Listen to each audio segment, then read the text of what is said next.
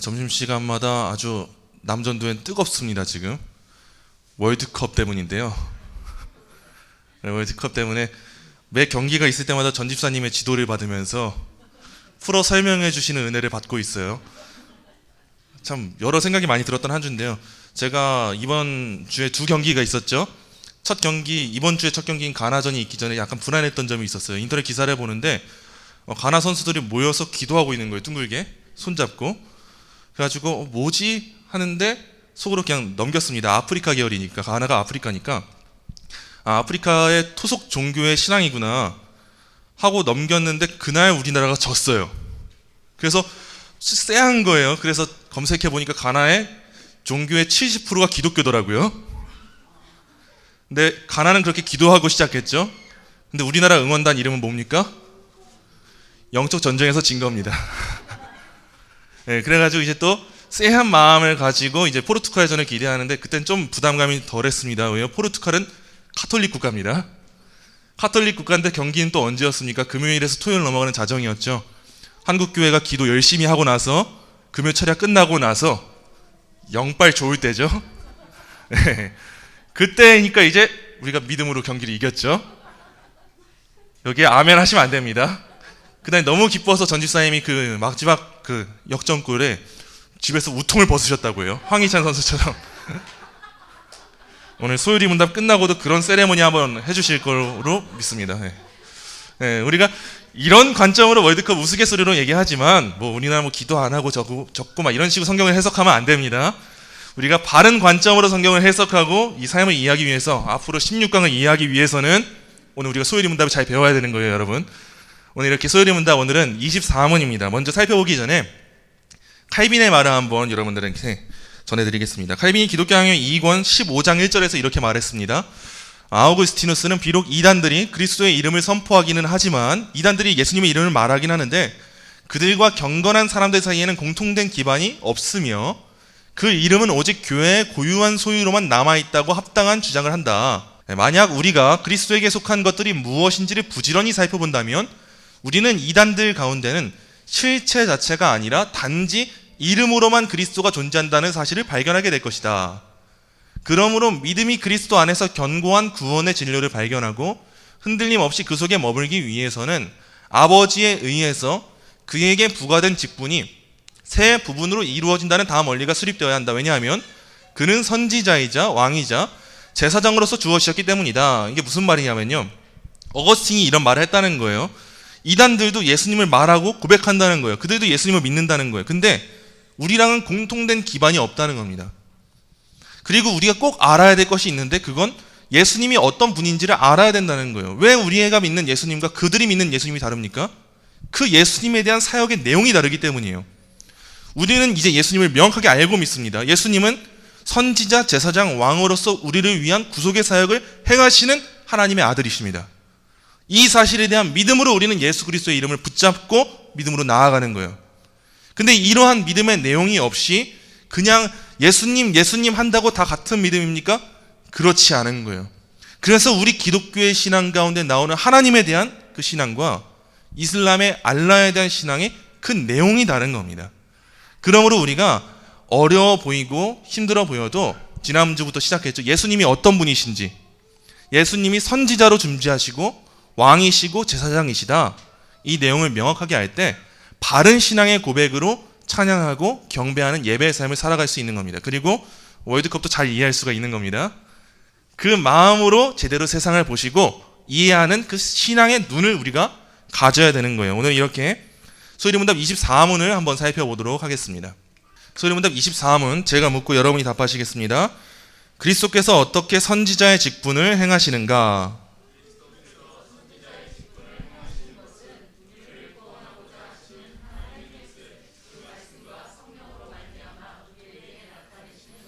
네, 우리 예수님은 삼중직을 수행하십니다. 선지자, 제사장, 왕이에요. 그 중에서 오늘은 첫 번째로 예수님이 선지자시다라는 내용을 살펴보도록 하겠습니다.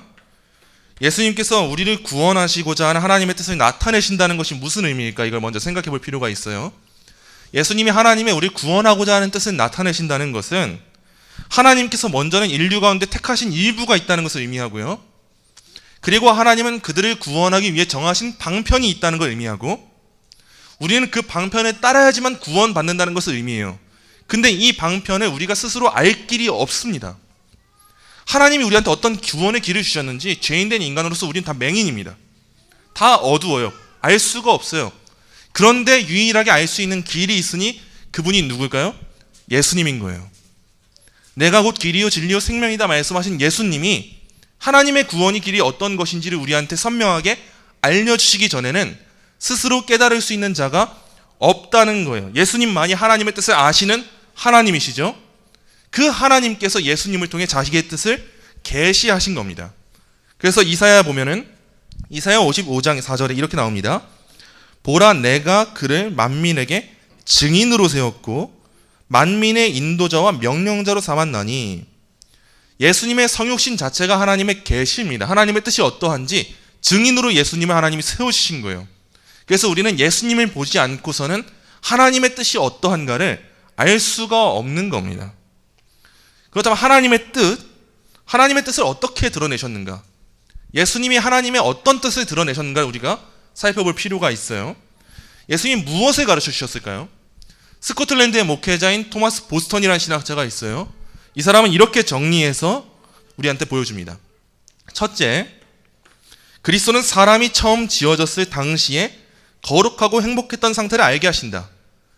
우리가 원래 어떻게 지음받은 존재인지를 알 길이 없습니다. 그게 타락하고 나서의 인간이에요. 근데 예수님이 이 땅에 보냄받으셨다, 우리를 위한 구속자로 세우셨다는 건 무엇을 전제 삼을까요? 우리에게 스스로는 구원을 얻을 가능성이 없다는 걸 말해줍니다. 우리는 죄인이고 타락했기 때문에 예수님이 필요한 존재구나 라는 사실을 알게 되는 거예요. 그래서 첫 번째로 우리가 이렇게, 예수님은 사람이 처음 지어졌을 당시에 거룩했고 행복했던 그 상태를 알게 하신다라는 걸 우리가 알 수가 있어요. 둘째입니다.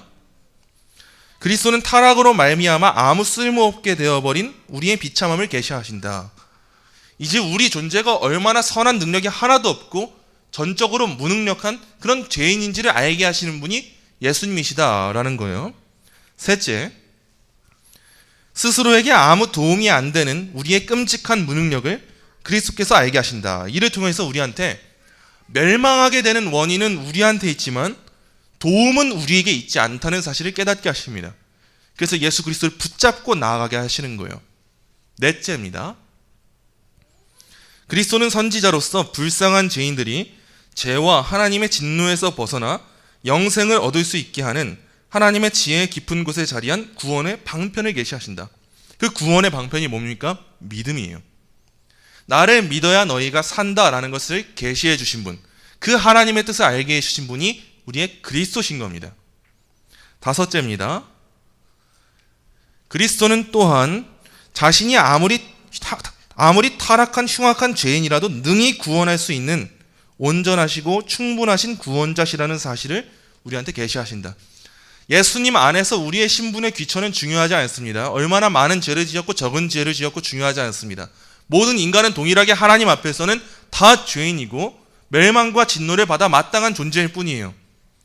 그러나 예수님께서는 그런 존재의 차이에도 불구하고 다 동일하게 하나님이 구원하고자 하신다면 다 똑같은 구원의 대상이다, 이 사실을 밝히 보여주십니다.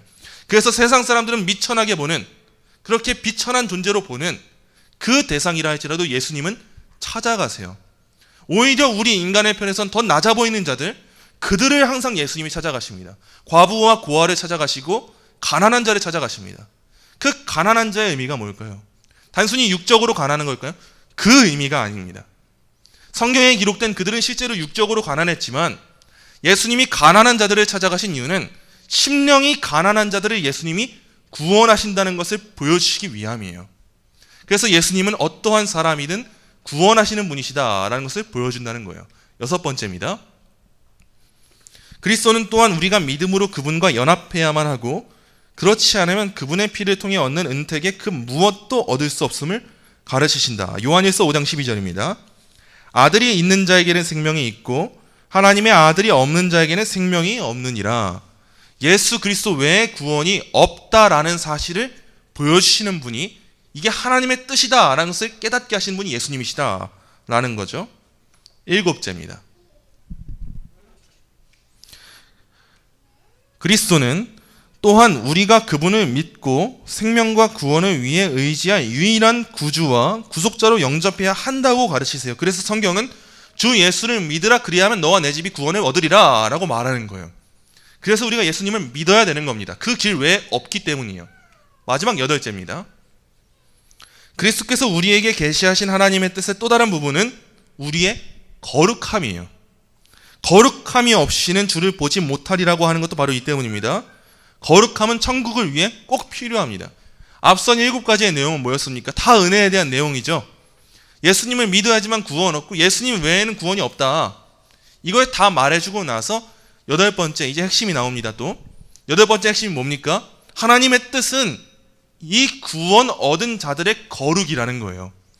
그래서 구원 얻은 자들의 그 삶은 거룩함을 실천해 나가는 그 삶이 되는 겁니다. 그래서 우리가 계명의 말씀에 순종하는, 아버지의 뜻이 거룩하기 때문에 우리가 거룩한 삶을 살아가는, 그 삶을 살아가는 거예요. 하늘에서 뜻이 이루어졌죠. 그 뜻이 이 땅 가운데서도 이루어지길 바라고 소망하고 순종해 나가는 자들, 그들이 그리스도와 연합한 자들입니다. 바로 이와 같은 하나님의 뜻을 드러내 보이신 분, 그분이 예수님이시다라는 거예요. 예수님이 선지자시다라는 건 무엇을 의미할까요?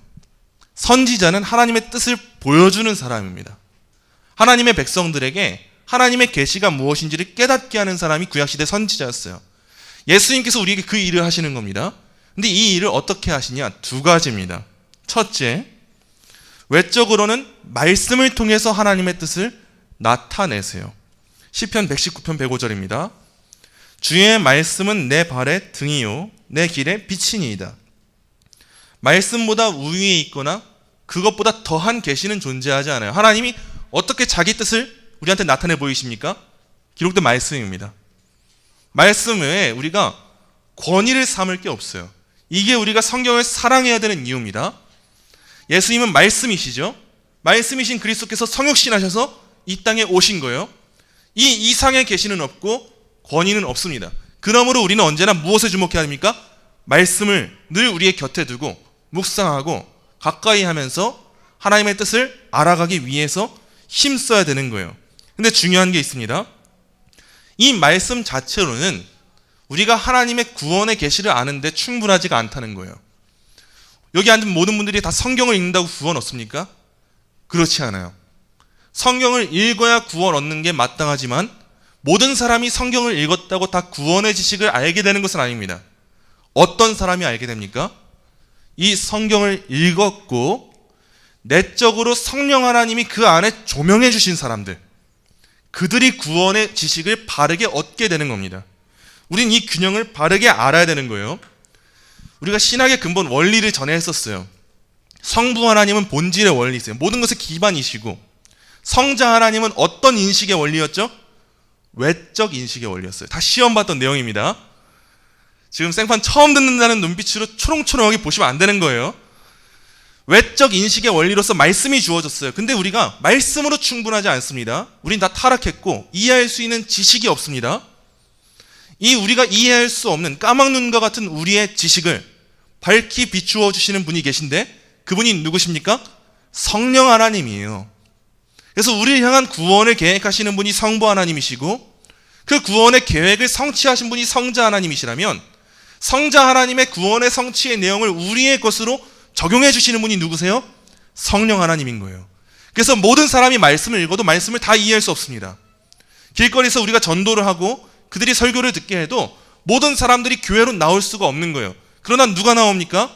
말씀을 읽고 들었으며 성령 하나님이 그 안에서 조명해 주신 사람들, 깨닫게 해주신 사람들, 그 자신의 죄를 깨닫게 하시고 이 복음의 은혜를 깨닫게 하신 사람들, 그 사람들이야말로 말씀을 말씀답게 깨달아서 그리스도께로 나올 수 있게 되는 거예요. 그래서 고린도전서에 2장 14절에 이렇게 나와 있죠.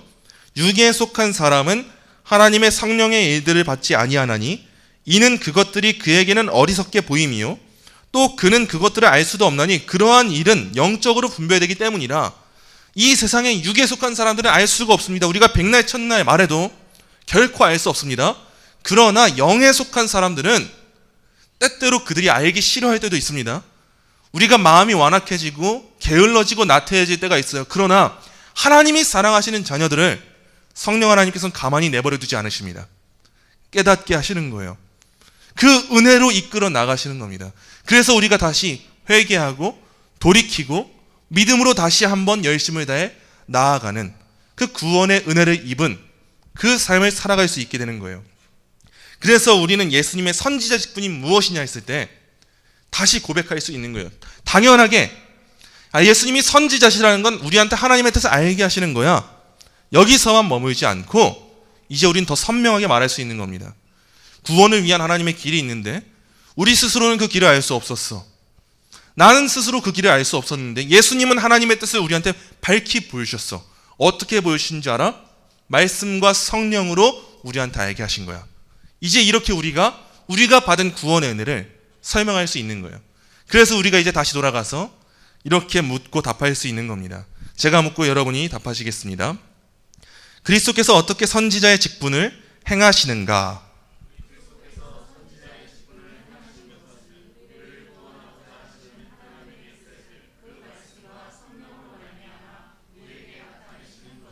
네. 오늘 이 그리스도의 선지자 되심을 꼭 기억하시면서 이제 한 주간의 삶을 살아가실 때 다음과 같은 세 가지의 권면을 꼭 기억하시고 돌아가시기 원합니다. 첫째입니다. 복음 계시의 목적을 기억하십시오. 디도서의 말씀처럼 경건하지 않은 것과 이 세상 정욕을 다 버리고 신중함과 의로움과 경건함으로 이 세상을 살도록 하는 게 복음 계시의 목적입니다. 우리 이제 좀 깨어 있어야 됩니다. 복음 계시의 목적을 때때로 우리의 삶을 위한 것으로 생각할 때가 우리가 얼마나 많습니까? 예수님이 나의 주님이시라는 것을 하나님의 영광을 위해 생각하지 않고 내 삶의 안일함과 위로와 소망으로만 그 쾌락으로만 삼을 때가 우리에게 너무도 많습니다. 이건 저에게서도 벗어날 수 없는 문제예요. 그러나 오늘의 이 내용을 꼭 기억하시면서 하나님의 뜻이 무엇일까를 꼭 생각하세요.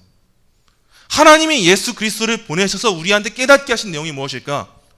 단순히 내 삶의 안일함을 위해서 예수님을 위해 산다고 말하면서 정신승리하고 있는 게 하나님의 뜻일까? 나의 위로와 안일함을 위해서 예수님을 끼워 맞추는 게 하나님의 뜻일까? 이걸 돌아보시면서 그게 아니지. 복음 계시의 목적은 나로 하여금 하나님 영광을 위해서 거룩하게 살도록 하시기 위함이지, 나를 위해 예수 그리스도를 생각하지 말고 하나님의 영광을 위해 예수 그리스도를 믿고 따르는 신앙을 살아가자. 이 말씀을 꼭 기억하시면서 이번 한 주간 예수 그리스도 이용하지 마시고요. 우리의 삶 가운데 이용하게 될 때가 수없이 많음을 압니다. 그러나 이용하지 마시고 복음 계시의 목적을 꼭 기억하셔서 하나님 영광을 위해 예수 그리스도를 믿고 따르는 여러분 되시길 소망합니다. 둘째입니다. 교회를 통해서 일하시는 그리스도를 사랑하십시오. 핵심은 교회를 통해서 일하시는 입니다. 승천하신 예수님께서는 만물을 회복하실 때까지 그곳에 계십니다. 하늘에 계세요. 실제로 그곳에 계십니다. 보좌 우편에 계세요. 하지만 이 땅을 그대로 내버려 두지 않으셨습니다. 성령 하나님을 보내주셨고 이 땅에 합당한 자기의 대사들을 세우셨어요. 그게 이 교회이고 교회의 사역자들입니다. 그리고 교회의 직분자들이에요. 하나님께서는 이제 예수님께서는 자기의 뜻을 이 교회를 통해서 설교자의 강단을 통해서 전파되게 하세요. 그게 우리가 이 시간에도 예배 자리에 나와서 예배를 드려야 되는 이유입니다. 그래서 오늘날의 무교회주의, 이건 있을 수가 없는 거예요. 성도는 하나님이 세우신 교회를 통해 양육을 받아야 되는 겁니다. 어린아이가 어머니의 품에서 젖을 먹으면서 자라나는 것처럼 성도는 교회 안에서 그런 유익한 영양분을 공급받으면서 이 땅에서 자라나야 되는 거예요.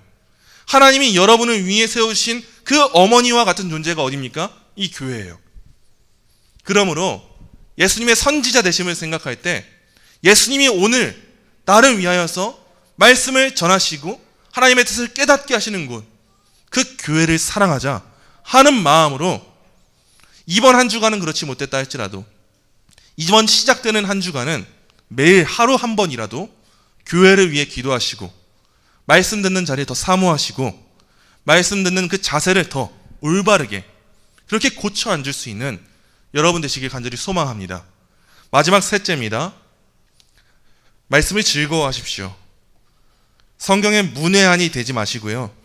믿음과 사랑과 경외함으로 성경을 읽으셔야 합니다. 이해되지 않습니까? 그래도 사랑하고 겸손한 자세로 구하면서 읽어야 되는 겁니다. 하나님 전 모르겠어요 해도 그래도 사랑하고 하나님 그래도 저 알아야 합니다.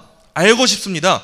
깨닫게 해주세요. 제 지성으로 이해하는 거 아니지 않습니까? 성령 하나님 저를 깨닫게 해주세요 하는 그 간절한 마음으로 말씀을 대하셔야 됩니다. 우리의 선지자 되신 예수님이 가르치신 것을 듣고 배워야 됩니다. 그리고 말씀에서 삶의 원리를 취하고 맹목적인 신앙하는 것이 아니라 이제는 그리스도를 선지자로 모셔서 날마다 그 가르침을 받으면서 살아야 됩니다.